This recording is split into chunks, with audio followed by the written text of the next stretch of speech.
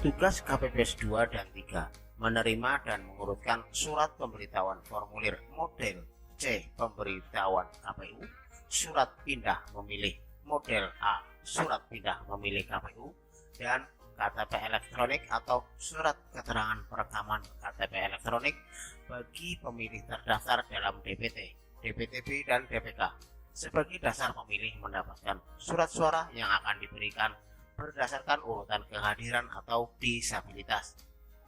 KPPS 2 dan juga bertugas mengisi data pada surat suara berupa nama kecamatan, kelurahan atau desa, dan nomor TPS. Bisa menggunakan stempel atau ditulis tangan. Bila menggunakan stempel semua, maka berdasarkan ukuran surat suara akan ada 2 stempel yang digunakan. Untuk surat suara DPR, DPD, DPRD Provinsi, dan DPRD Kabupaten bisa menggunakan 1 stempel karena ukuran dan urutan data yang diisi sama. Sementara untuk ukuran surat suara PPWP berbeda ukurannya.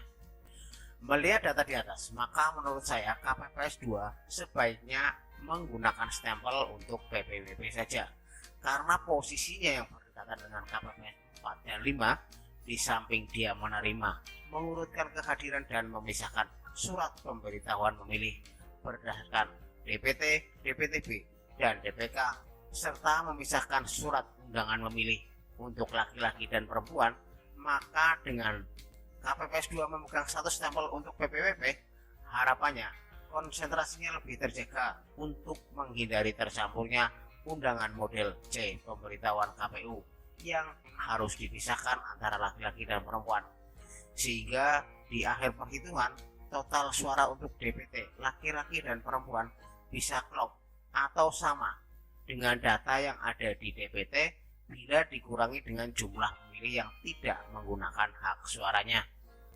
Sementara untuk ketua KPPS adalah fokus untuk memberikan tanda tangan atau paraf beserta namanya, karena dikhawatirkan salah nama pada stempel.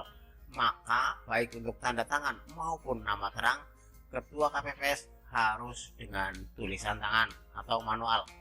Misalnya Supriyanto ditulis Supriyanto, Dia ditulis Dia, Ahmad bisa ditulis Ahmad atau Ahmad. Untuk ketua KPPS, bila banyak pemilih yang sedang menunggu giliran memasuki bilik suara, sering-seringlah mengingatkan agar pemilih membuka surat suara dengan sempurna, atau agar pemilih memasukkan surat suara ke dalam kotak suara sesuai dengan warna surat suaranya untuk menghindari kesalahan. Untuk KPPS 2 dan 3, bila surat suara yang sudah diisi sudah memenuhi meja ketua KPPS, tetapi jumlah pemilih yang menggunakan hak pilihnya belum banyak, maka sebaiknya tetap mengisi data surat suara dan disimpan di kardus yang sudah kita siapkan sebelumnya, karena KPPS bukan jualan tahu bulat yang harus diadakan.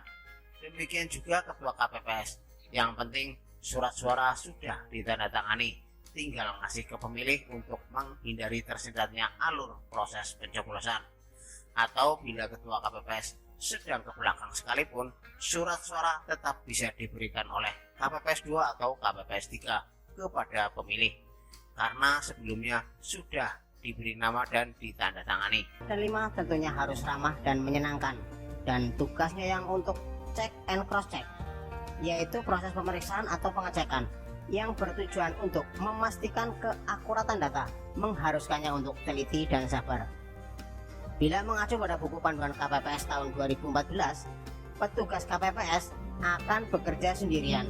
Tetapi bila mengacu pada buku panduan KPPS tahun 2019, petugas KPPS akan bekerja bersama KPPS 5. Maka yang akan kita jadikan rujukan adalah buku panduan KPPS tahun 2019. Karena posisi KPPS 6 bisa membackup bilik suara dan kotak suara. Sementara bila KPPS 4 bekerja sendirian dengan tanggung jawab yang besar, tentu makin besar juga resikonya.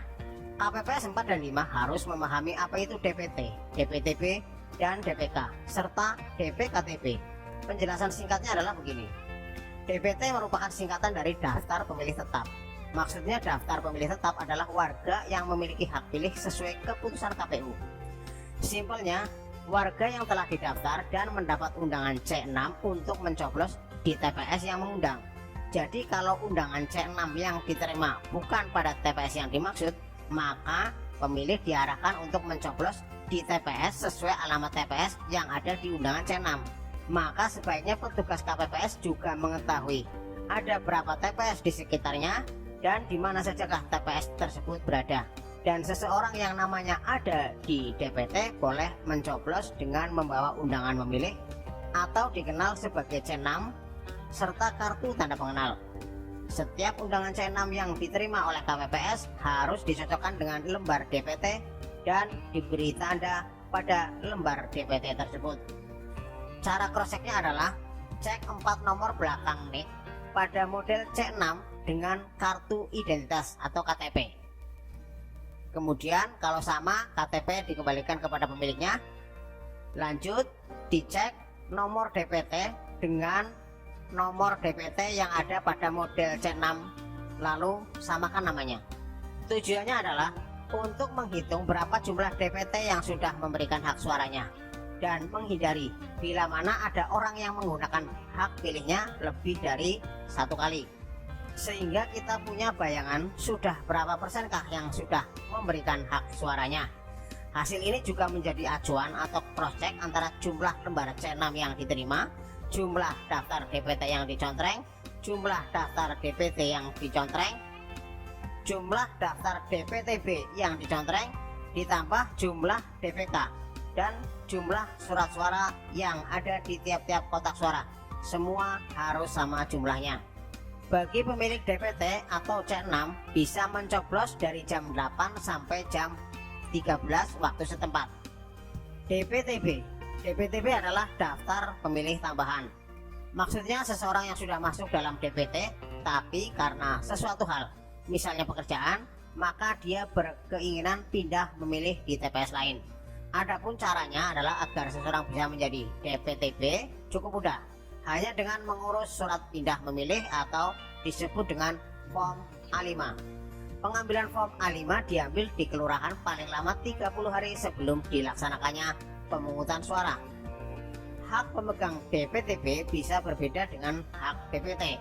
Bila DPT berhak mendapatkan 5 kartu suara, maka hak DPTB disesuaikan dengan dapil pemilik DPTB. Untuk lebih jelasnya, cek di video tugas KPPS kenapa sampai PSU. Walaupun DPTB juga diberikan waktu mencoblos mulai jam 7 sampai 13 waktu setempat, tetapi bila jumlahnya tidak banyak, sebaiknya diberikan waktu setelah jam 12. Tujuannya adalah untuk memudahkan petugas KPPS dalam menginput data atau agar form A5 tidak tercampur dengan C6 atau malah ketuker. Harusnya dicari di DPTB malah yang dibuka DPT karena lagi banyak yang ngantri misalnya. Saat ingin mencoblos, warga yang berstatus DPTB wajib menunjukkan kartu tanda pengenal dan menyerahkan form A5. Sehingga akan lebih baik kalau jam 8 sampai jam 12 semua data yang terkumpul adalah DPT, dan lembar DPTB atau DPK kalau ada baru dibuka setelah jam 12 siang sampai jam 13 waktu setempat. Untuk hak suara yang dimiliki oleh pemilik DPTB bisa dituliskan di balik form A5. Misalnya kalau mahasiswa lintas provinsi hanya berhak atas surat suara presiden saja, berarti di form A5 di baliknya ditulis SS presiden saja. Maka nanti ketua KPPS hanya memberikan surat suara presiden saja, karena semua dapil dari DPR, DPD, DPRD provinsi sampai DPRD kabupaten kota bukanlah dapil pemegang DPTB tersebut. Itu juga menjadikan alasan agar pemilik form A5 atau DPTB waktu mencoblosnya jam 12 sampai jam 13 waktu setempat. Sebab bila sampai lolos atau pemilih yang hanya berhak mendapatkan 1 surat suara ternyata mendapatkan 5 surat suara, bisa pemilihan suara ulang atau PSU loh. Bila lintas kecamatan masih dalam dapil yang sama, DPTB-nya berhak atas 5 surat suara. Tetapi bila lintas kecamatan tapi beda dapil, pemilik form A5 DPTB berhak atas 4 surat suara saja. DPRD kabupaten dia tidak berhak karena beda dapilnya, dan seterusnya. Maksudnya, petugas KPPS mendapat data DPT, DPTP dari PPS, serta yang mengurus pindah memilih sebelum waktu pemilihan, sehingga petugas KPPS seharusnya sudah mengetahui dari PPS atau dari yang mengurus pindah memilih siapa sajakah yang DPTP, berapa jumlahnya, dari wilayah mana, dan berhak mendapatkan surat suara apa saja. Tinggal ketelitian petugas KPPS. Contohnya, pada saat seseorang mengurus pindah memilih, saat ditanya atau dilihat lembar C6-nya, dilihat DPT-nya, diketahui kalau dia berhak atas 2 surat suara saja. Maka di form A5 dikasih kode 2SS. Sehingga saat mencoblos kita mengetahui kalau dia berhak atas 2 surat suara. Pengertian DPK. DPK artinya daftar pemilih khusus.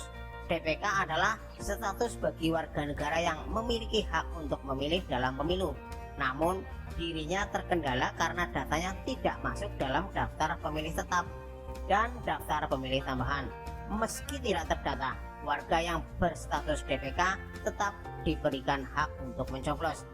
Adapun syaratnya adalah dengan membawa kartu tanda pengenal elektronik ke tempat pemungutan suara atau suket, surat keterangan sedang mengurus KTP elektronik. Namun perlu diingat, jika seorang warga DPK hanya boleh melakukan pencoblosan di TPS sesuai alamat tanda pengenalnya. Pencoblosan warga dengan status DPK juga berbeda, yakni dimulai pada pukul 12 sampai pukul 13 waktu setempat. Contoh kasus, bila ada anak SMA datang ke TPS di lingkungan dia tinggal dan ingin mencoblos yang ternyata dia tidak terdaftar di DPT dan DPTP, tetapi dia membawa surat keterangan sedang membuat KTP, dan setelah dicek ternyata dia ulang tahun yang ke-17 adalah 2 hari yang lalu, maka dia sudah berumur 17 tahun 2 hari, sehingga dia sudah mempunyai hak untuk mencoblos, maka dia masuk ke dalam status DPKTP. Untuk lebih detailnya Anda bisa menanyakan langsung kepada petugas PPS, terutama kenapa seseorang masuk kategori DPK atau DPKTP saat bimbingan teknis atau BIMTEK, agar kita tidak salah dalam mengambil keputusan saat menghadapi kasus di lapangan. Dan bila kita dituduh melakukan pelanggaran, maka kita bisa berargumen dan memiliki jawaban yang tepat karena memiliki sumber jawaban yang jelas, yaitu dari PPS, yang dalam hal ini kepanjangan dari KPU. Masalah ini patut diwaspadai untuk TPS di wilayah yang banyak perantau atau mahasiswa dari luar daerah yang beragam, sehingga harus lebih teliti dalam memberikan jumlah surat suara yang memang menjadi hak dari pemilih DPT, DPTB, DPK, serta DPKTB. Untuk prosedur kerja KPPS 4 dan 5 adalah sebagai berikut. Cek jari tangan pemilih, pastikan tidak ada bekas tinta di jari pemilih. Cek surat undangan pemilih, formulir model C6 jika ada. Jika ada, pemilih bisa langsung memasuki area duduk bagi pemilih. Apabila pemilih tidak memiliki surat undangan C6, cek nama dalam daftar pemilih DPT, DPTB, DPK dengan mengacu kepada tanda pengenal yang ditampilkan pemilih, KTP, paspor, atau kartu identitas lainnya. Apabila namanya tercantum dalam daftar, pemilih bisa langsung memasuki area duduk bagi pemilih. Apabila nama pemilih tidak tercantum dalam DPT, DPTB, atau DPK, tuliskan keterangan diri pemilih dalam DPKTB menggunakan informasi dari tanda pengenalnya. Para pemilih ini baru boleh memilih setelah jam 12 siang. Pada saat penghitungan suara, posisi KPPS 4 ada di papan pencatatan penghitungan suara bersama dengan KPPS 3. Bila KPPS 3 yang memegang spidol untuk menuliskan hitung tali atau turus, maka KPPS 4 bertugas membuka lembaran kertas C1 plano dan menunjuk ke nama partai atau calon yang mendapat suara. Untuk lebih detailnya silahkan tonton di video tugas KPPS teknis penghitungan suara. Dan pada saat penghitungan suara, KPPS 5 bertugas melipat kembali dan memisahkan antara surat suara sah dan tidak sah yang telah dibacakan oleh ketua KPPS, karena nantinya akan dibungkus terpisah dan dimasukkan kembali ke kotak suara untuk dikembalikan ke PPS. KPPS 6 dan 7 tugasnya adalah mengatur dan memastikan pemilih memasukkan masing-masing surat suara ke dalam kotak suara sesuai dengan warna dan peruntukannya. Sekaligus dia juga bertanggung jawab untuk mengawasi pemilih yang memasuki bilik suara. Bukan ngintip loh. Maksudnya memasuki bilik suara yaitu agar alurnya jelas, pintu masuknya di mana, pintu keluarnya di mana, dan orang yang sedang mencoblos tidak merasa diawasi karena di belakang ada orang yang hilir mudik. Serta harus sikap bila mana ada disabilitas yang sebaiknya dibantu, misalnya dipapah menuju bilik suara, atau juga mempersiapkan formulir model C pendamping KPU bila ada pemilih yang membutuhkannya. Karena kompleksnya tugas KPPS 6 yaitu mengawasi kotak suara dan mengawasi bilik suara, maka saya sarankan untuk KPPS 6 dan KPPS 7 memegang peluit, di mana dalam kondisi tertentu maka peluit itu bisa dibunyikan. Misalnya KPPS 6 sedang membantu disabilitas memasuki bilik suara, maka KPPS 7 membackup KPPS 6 untuk mengawasi pemilih yang akan memasukkan surat suara ke dalam kotak suara, dan petugas ketertiban di pintu keluar membackup KPPS 7 untuk mempersilahkan pemilih yang telah menggunakan hak pilihnya mencelupkan jari ke dalam tinta. Untuk kasus ini sifatnya kondisional dan harus dikomunikasikan sebelumnya agar tidak terjadi miskomunikasi. Misalnya disampaikan saat gladi bersih. Untuk peluit bisa dibunyikan saat KPPS 6 atau KPPS 7 melihat ada pemilih yang akan salah memasukkan surat suara ke dalam kotak suara yang bukan pada tempatnya, atau bila pemilih akan memasukkan surat suara yang belum terlipat sempurna ke dalam kotak suara yang bisa menyebabkan surat suara menjadi robek atau rusak karena memasukkan surat suara ke dalam kotak dengan dipaksa. KPPS 7 atau petugas ketertiban untuk prosedur mencelupkan jari ke tinta, KPPS tidak boleh menyiapkan lap atau tisu, karena mencelupkan jari ke dalam tinta adalah salah satu tanda pemilih sudah menggunakan hak pilihnya. Kalau langsung dibersihkan, bisa-bisa tandanya hilang. Pastikan bagian kuku atau sela-sela kuku jari tercelup tinta juga. Tambahan untuk KPPS 4 dan 5, mohon maaf bila di video yang berjudul tugas KPPS 4 ramah, sabar dan teliti, bila di video tersebut saya menyebutkan DPKTB, maka di sini saya luruskan bahwa istilah itu tidak ada di dalam KPU. Yang ada adalah DPK yang tercantum di dalam keputusan KPU tahun 2024 halaman 8, yang artinya pemilih luar daerah yang tidak terdapat di DPT atau DPTB maka dirinya tidak bisa memilih. Petugas KPPS 4 dan 5 juga memberikan tanda atau kode bagi laki-laki dan perempuan serta memisahkannya agar proses di tingkat selanjutnya KPPS 2 administrasinya lebih mudah dan lebih rapi. Itulah tadi pembahasan teknis pekerjaan KPPS terutama pada KPPS 2, 3, 6, dan 7. Bila ada yang terlewat atau ada yang salah, mohon kiranya untuk berkenan memberikan koreksi. Semoga bermanfaat. Jangan lupa untuk menekan tombol subscribe, like, dan memberikan komentar yang positif. Wassalamualaikum warahmatullahi wabarakatuh. KPPS, kerja cerdas dan amanah, penuh semangat.